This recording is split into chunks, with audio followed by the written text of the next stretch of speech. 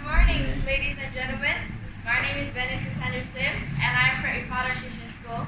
And today I'll be performing an illustrated storytelling entitled The Big Red Tractor and the Little Village.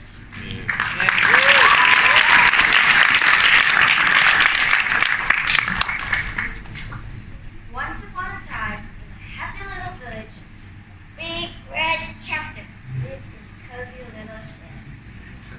Each year, when the snow started to melt, the villagers knew it was time to plow their field. So they go out to the little shed and wake up the Big Red Tractor. They loved the powerful poot, poot, kaboom noises he made. And they cheered because the Big Red Tractor helped them with their hardest jobs, plowing the field. Everyone worked together to move the Big Red Tractor through the field. Half the villagers pushed him, and the other half pulled him. He smiled cheerfully, glad to help, even though they never seemed to move him very far. The villagers worked very hard.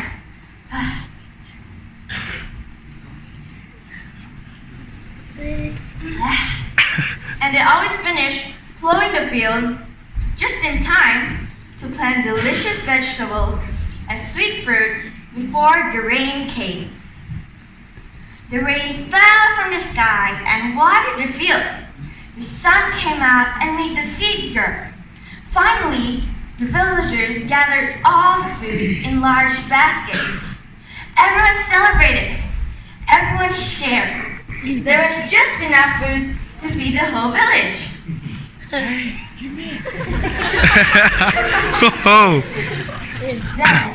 one cold day, something amazing happened. Farmer Dave was cleaning out his attic and he discovered a book inside an old chest. It explained how the Big Red Tractor had been made, and it showed powerful things no one knew he could do.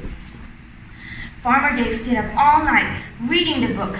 He couldn't wait to tell everyone what he had discovered. The next morning, Farmer Dave gathered the villagers to tell them the good news. The Big Red Tractor can move on his own. If we fix him, he can plow the entire field in just one day. But nobody believed him. There's no way the tractor can move on its own, they said. It sounds like a fairy tale. They laughed at him and went back to their work. This made Farmer Dave very sad. But Farmer Dave didn't stop believing what he had read. Every night while the villagers were asleep, Farmer Dave stayed up late fixing the Big Red Tractor.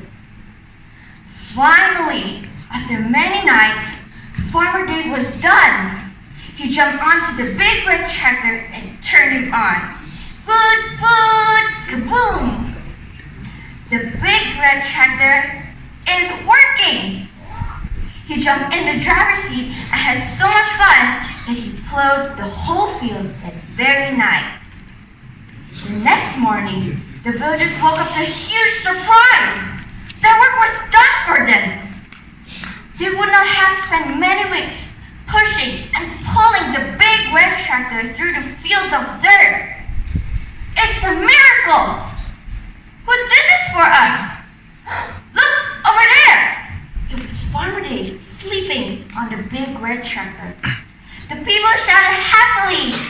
The Farmer Dave is correct! The Big Red Tractor book is true! That year, the villagers plowed and harvested many fields. They had so much extra food that they were able to share with people in other villages who needed it. When they visited other villages, Farmer Dave and the Big Red Tractor always took the book with them, so they could teach others the wonderful news they'd learned. The little village kept sharing and became known as the most generous people in the world.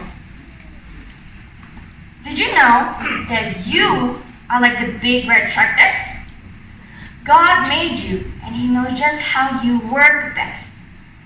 He wrote a book full of truth that you can read to help you know how to live too. The Bible tells us that if we try to do things on our own, we won't accomplish much. But if we trust in Jesus, God gives us His Spirit so we'll have new power, the power to love others, tell them about God. God made us to be a blessing to others. Through His Spirit, we can learn, we can do great things, just like Jesus. When the Holy Spirit comes to you, you will receive power. Acts chapter 1, verse 8. Hence, from this story, we learn that faith produces blessings.